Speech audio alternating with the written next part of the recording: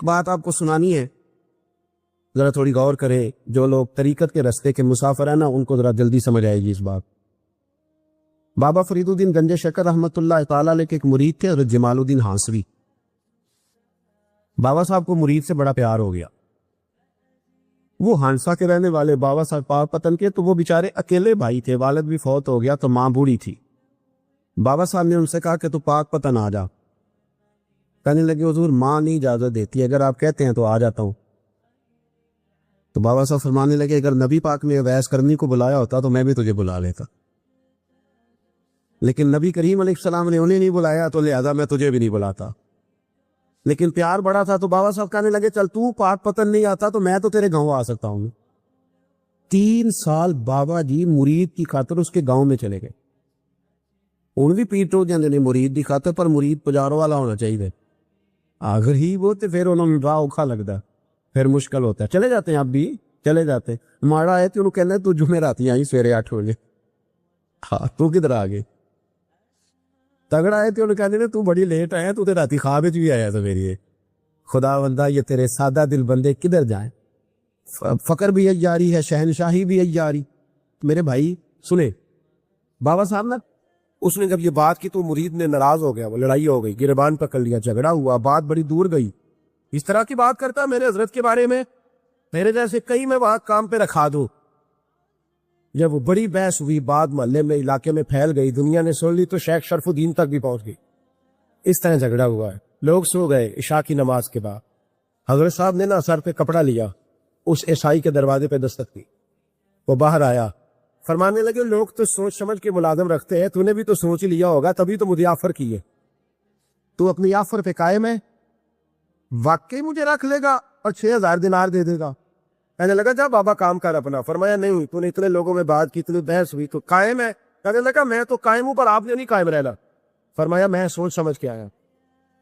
اس نے کہا آپ ڈیوٹی کریں کہ بحثوں کو چارہ ڈالیں گے؟ فرمایا ایک شرط، بس جب اذان ہو جائے نا تو مجھے رب کی نماز پڑھنے کی اجازت دے دے.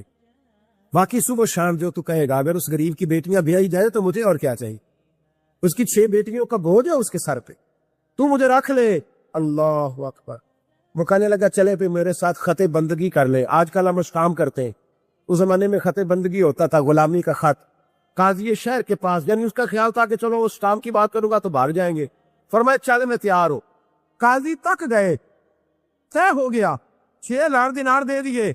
حضرت نے مرید کو بلایا، فرمایا پتر یہ لے جا میری بیٹیوں کو روانہ کر دے. کہنے لگا حضور یہ کیا کر رہے ہو آپ؟ کچھ سوچے.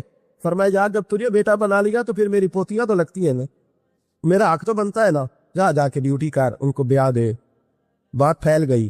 بادشاہ بھی عقیدت مند تھا، وہ 12000 دینار لے کے پہنچا. کیا بتاؤ ان رب کے بندوں کا دل کیسا ہوتا ہے، کیا درد ہوتا ہے، کیا رنگ. 12000 دینار لے کے بادشاہ آیا اور آ کے حضرت کو پیش کیے کہ حضور آپ دیں اس عیسائی کو ڈبل دیں اور جائے کام کرے. آپ فرمانے لگے تو پیسے دے، شرطیں نہ لگا، میرا جہاں دل کرے گا میں خرچ کروں گا. مجھے تو مزہ ہی اب آنے لگا ہے، ابھی تو لطف آ رہا ہے، ابھی تو ذائقہ آیا ہے کچھ کرنے. پیسے دینے ہیں تو دے، پابندی نہ لگا، جہاں میرا دل کرے گا میں. اس نے کہا حضور ٹھیک ہے رکھ لے. حضرت نے فجر مسجد میں پڑھی، جیب میں 12000 دینار تھے. اعلان فرمایا بھی کسی اور کی بیٹی بھی بیٹھی ہے تو پیسے میرے پاس ہے. وہ 12000 دینار بھی بانٹ دیا، اور 12000 دینار بانٹ کے نا تو پھر چلے گئے کھیت میں چارہ کاٹنے. اس عیسائی کو کسی نے بتلایا کہ ان کے پاس تو 12000 آیا ہے، پر تجھ سے جان نہیں چھڑائی انہوں نے. وعدہ یہ ہوا تھا کہ 6 دیں گے تو جائیں گے، جب تک دیں گے نہیں تیرے گھر میں کام کریں گے. وہ نا چارہ کاٹ رہے تھے. حضرت صاحب تو وہاں پہنچ گیا، دور جا کے کھڑا ہو گیا. کہنے لگا بابا پہلے تو میں نے مسلمانوں کے اخلاق سنے تھے، اب تو میں نے دیکھ بھی لیے، اور یہ بتا جب 12000 آیا تھا جان کیوں نہیں چھڑائی؟ تو حضرت چارہ کاٹتے کاٹتے رو پڑے. فرمانے لگے تو نہیں نہ جانتا یہ بیٹیاں سانجھی ہوتی ہے، پتہ نہیں نا. میرے رسول پاک نے تو خاتم تائی کی بیٹی کے سر پہ کپڑا رکھ کے کہا تھا بیٹیاں برابر ہوتی ہے. تو یہ نہیں پتا جب اس کی 6 بیٹیوں کی شادی ہوئی ہے میرے اندر روحانیت کتنی بڑی ہے.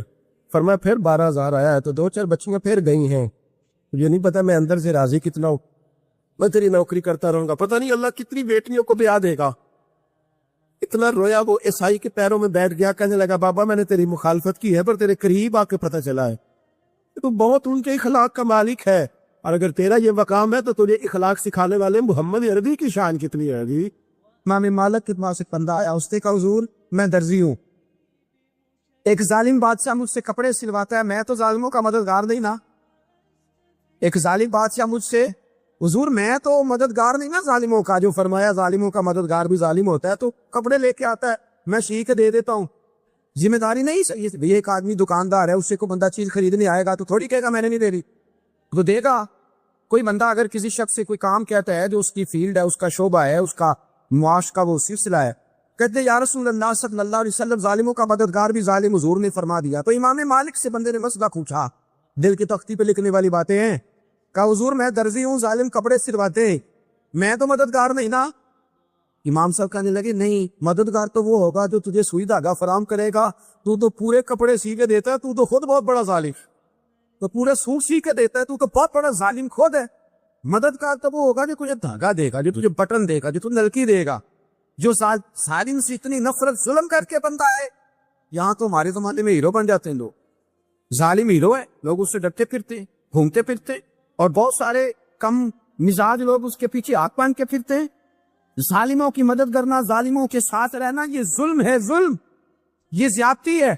میرے نبی پاک صلی اللہ تعالی علیہ وآلہ وسلم نے ارشاد فرمایا، یاد رکھو رب فرماتا ہے میں مظلوم کی مدد ضرور کروں گا، چاہے جلدی کروں چاہے دیر سے کروں، میں مظلوم کی مدد۔ اور حضور صلی اللہ علیہ وسلم نے فرمایا ہے، حضرت معاذ بن جبل کہتے ہیں حضور نے مجھے یمن کا گورنر بنایا، جب میں جانے لگا نا تو حضور نے بڑی نصیحتیں کی، بخاری میں موجود ہے، فرماتے جب میں پلٹنے لگا تو میرے رسول نے فرمایا معاذ ایک منٹ ٹھہر جا، ایک بات میری یاد رکھنا، اس کو نہ بھولنا۔ کہ حضور کیا؟ فرمایا دیکھنا کسی پہ ظلم نہ کر بیٹھ، کہیں تجھ سے زیادتی نہ ہو جائے۔ محبوبہ پھر حضور نے فرمایا سن میرے معاذ، میں تجھے گورنر بنا رہا ہوں، زیادتی نہ کر بیٹھنا۔ یا رسول اللہ صلی اللہ علیہ وسلم کیا ہوتا ہے؟ تو میرے کریم نے فرمایا جب مظلوم دعا کے لیے ہاتھ اٹھاتا ہے تو عرش کا مالک کہتا ہے فرشتوں پیچھے ہٹ جاؤ، عرش کا مالک کہتا ہے فرشتوں پیچھے ہٹ جاؤ، دروازے کھول دو۔ فرمایا مظلوم اور رب کے درمیان شے حائل کوئی نہیں۔ بڑے غور کے ساتھ سورہ مومنون کی ان ابتدائی آیات پر غور کرنا چاہیے۔ رب فرماتا ہے قد افلح المؤمنون، تحقیق مومن کامیاب ہو گئے۔ کون سے مومن؟ الذین هم فی صلاتہم خاشعون، وہ جو اپنی نمازوں میں گڑ گڑانے والے ہیں، خشوع کے ساتھ، عاجزی کے ساتھ، انکساری کے ساتھ، ذوق کے ساتھ نماز پڑھنے والے ہیں۔ والذین هم عن اللغو معرضون، اور وہ جو بےہودہ باتوں سے منہ پھیرنے والے، لغویات سے اپنا رخ پھیرنے والے، سنجیدہ لوگ۔ پھر ارشاد فرمایا والذین هم للزکاۃ فاعلون، جو زکوٰۃ دینے کا کام کرنے والے ہیں۔ پھر فرمایا والذین هم لفروجہم حافظون، اور وہ لوگ جو اپنی شرمگاہ کی حفاظت کرنے والے، اپنی شرمگاہ کی حفاظت کرنے والے، الا علی ازواجہم، مگر یہ کہ اپنی بیویوں پر، او ما ملکت ایمانہم، یا اپنی شرعی باندیوں پر۔ اس زمانے میں جو لونڈی خریدی جاتی تھی اس سے بھی وطی کرنا جائز تھا، اگرچہ اب لونڈیاں موجود نہیں ہیں تو یہ فعل بھی موجود نہیں، سوائے اپنی بیویوں پر یا شرعی باندیوں پر۔ فإنہم غیر ملومین، فرمایا جو یہ کام کرے اس پر کوئی ملامت نہیں ہے، اپنی بیوی کے پاس شرعی طریقے سے جائے یا باندی کے پاس جائے۔ فمن ابتغى وراء ذلك، اور جو آدمی اس کے بعد اس حد سے بڑھے، اس کے سوا کچھ اور کرے جو بندہ، فرمایا فاولئک هم العادون، یہ لوگ حد سے بڑھنے والے، جو لونڈیوں اور باندیوں کے علاوہ، اپنی بیویوں کے علاوہ کسی اور جگہ گندگی کریں، یہ حد سے بڑھنے والے، حدوں کو کراس کرنے والے لوگ ہیں۔